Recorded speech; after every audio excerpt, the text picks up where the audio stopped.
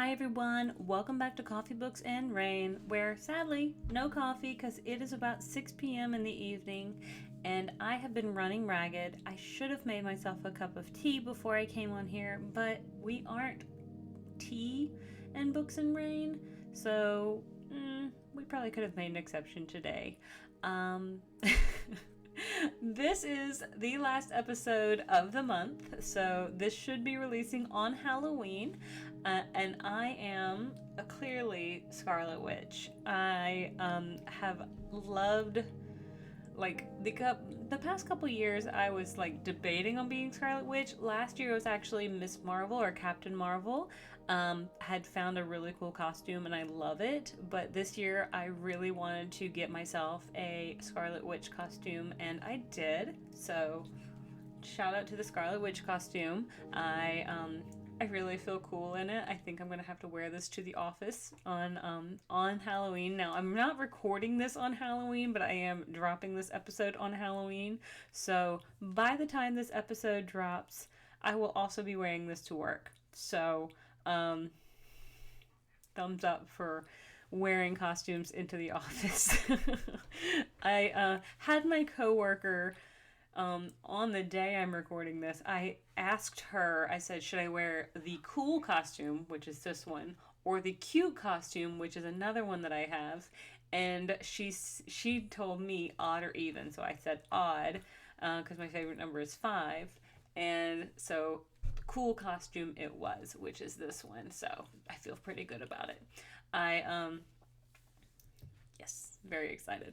I love dressing up for Halloween. It is my favorite favorite holiday. And even though it is in the middle of the work week, I will still be dressing up and probably will give candy to my coworkers. I will bring a bucket and hand it out to people. Because I do not have children, I have puppies, and I will probably give snacks to other people around the I would probably leave a bucket of candy outside my apartment door if people walk past. I don't think there's a lot of kids in my complex because we're mainly 1 and 2 bedroom. I think other areas in my complex probably have kids, but probably not over here too much. But anyway, moving along, the final book of the month is The Grimm Society by Chanda, Hahn. Now, this is not to say that I was looking at my list of all the books that I had for the month of October, and I truly did have a lot. I actually had 5 other books that I could have also reviewed, and just looking, I actually took a quick snapshot on my phone because I was just going to mention them. So let's see. Come on, zoom in. Let's see, is that Grave Marker by Karina Hale, The Scholar and the Last Fairy Door by H.G. Perry, Inferno's Air by Tiffany Wang, Candle and Crow by Kevin Hearn, and A Song to Drown Rivers by Anne Leung. So those were the other 5 I could have also done episodes on. I just honestly ran out of time because now I'm about to roll into November and I think I have 13 books already lined up for November. I need to look and see how many pending requests I have for November. And I may need to cancel a couple of those pending requests just to make sure I don't have more than 15. Because I do know that as I get closer to the holiday season, I want to make sure that I don't overwhelm myself. But we're going to have a busy end of the year for sure. I do my best to keep up. I do my best to try to stay on top of everything.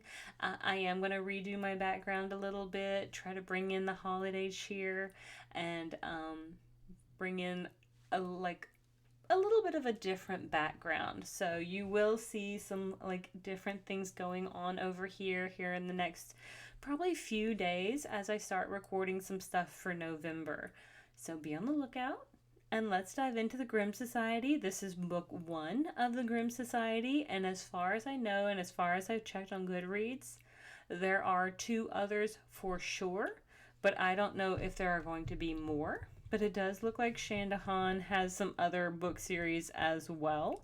And I really loved this book, so I'm going to be looking for the other two books in this series just as soon as I can try to get my hands on them, and when I find some good time to dive into them too. So, 17-year-old Everly Hart became a griever the day she witnessed a tragic death. Imbued with a second sight, she can now see what others cannot: supernatural creatures called Grimms. Then she receives an invitation from the Grimm Society to attend Gravemark, an exclusive school where grievers are trained to track and reap Grimms. Everly thought navigating high school and dating was tough, but now her school assignments can kill her. As victims pile up, Everly must put her investigative skills to the test and hunt the latest Grimm serial killer, proving that not all Prince Charmings and not all fairy tales have happy endings. Can Everly solve the case, or will she be the latest griever to become Grimbait? Fantasy, mystery, young adult. It is considered sci-fi fantasy fiction. And now this book does say it was first published August 29th of 2023. However, this book was requested by NetGalley for me to have it complete by October 29th of 2024. So I don't know exactly which. Maybe this is for a physical publication. Is this going to be its first physical publication? I'm not sure. But I am looking forward to... Oh, maybe this is the Tantor audiobook is the one that's releasing of... because I did have the audiobook of it. It was 9 hours and 37 minutes long. And I'm just trying to see... Yep, expected publication by Tantor Audio is on October 29th of 2024. So maybe that was the version that I got, was the audiobook for its release. So congratulations on getting an audiobook of it. It was really well done. I had a great time listening to it, and I dove in. Now, I don't know if you all ever watched the TV show Grimm, but it was really... Was it great?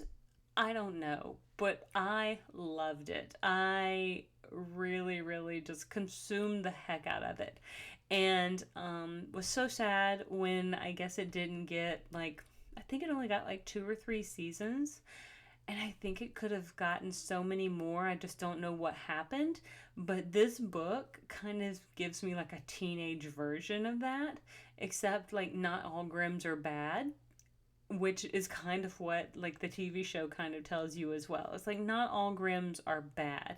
And yeah, it is kind of a teenage romancy version of it, because Everly, again being kind of our female protagonist, she has a best friend named Holland, and we do learn pretty quickly. So again, let me tell you my personal thoughts on summaries and synopsises is I don't read them before I read the book.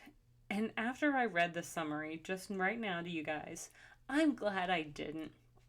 Because if I had, I think I would have really been disappointed. I think the summary gives away too much. I think I prefer not knowing all of that stuff so early on. Because when we meet Everly in the book, Everly is with her dad and grandma. They seem like a pretty normal family, but they've got a couple secrets. Her dad is a detective, and it does seem like he's keeping a couple really large secrets. But he is really making her kind of train to teach her how to escape various situations and scenarios, because again, he's a detective, he's a cop, so he wants her to know how to survive. I guess maybe as some cop parents might. I don't know. My dad was never in law enforcement, so I'm not sure what if dads are like that, if they're in that sort of line of work. But her dad is very much like, I want you to be prepared. So he like puts her in a basement in handcuffs, and he's like, okay, you have 6 minutes to escape the house, go. um, and so that's how we meet. Like, that's how we kind of see this dynamic happening at the very beginning of the book. And as we kind of unwind and kind of unravel that like sort of relationship, kind of seeing this dynamic, we realize it's her and her dad. The mom's not in the picture. They live with the dad's mom, the grandma, and the grandma and the grandpa. They like, the grandpa was a medical examiner. The grandma was like his assistant. The dad's a cop.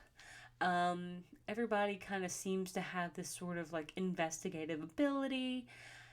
And just as soon as they're about to go for ice cream, Everly's dad is supposed to, he gets called in for work. And so Everly's like, oh, okay, I'll just go over to my best friend Holland's house, and I'll stay over there until you're done. And so she goes over to her best friend Holland's house, and her best friend Holland is pretty wealthy. And Holland has an older brother named Hunter, and they kind of give her a little bit of a birthday party, which is really nice because like she was supposed to be celebrating with her dad, but he got called in. But things start to kind of unravel from there, because then like her dad, like some things happen and it gets kind of messy. But anyway, like you would think that her best friend Holland, like I'm so glad the author didn't kind of follow this trope of like mean rich girl for Holland, just kind of using Everly, because Holland is super nice. She's like the best bestie that Everly could possibly have. And comes to light that Holland is a bit more than meets the eye, and so is Hunter. And the school they go to is a bit more than just kind of a rich kid school.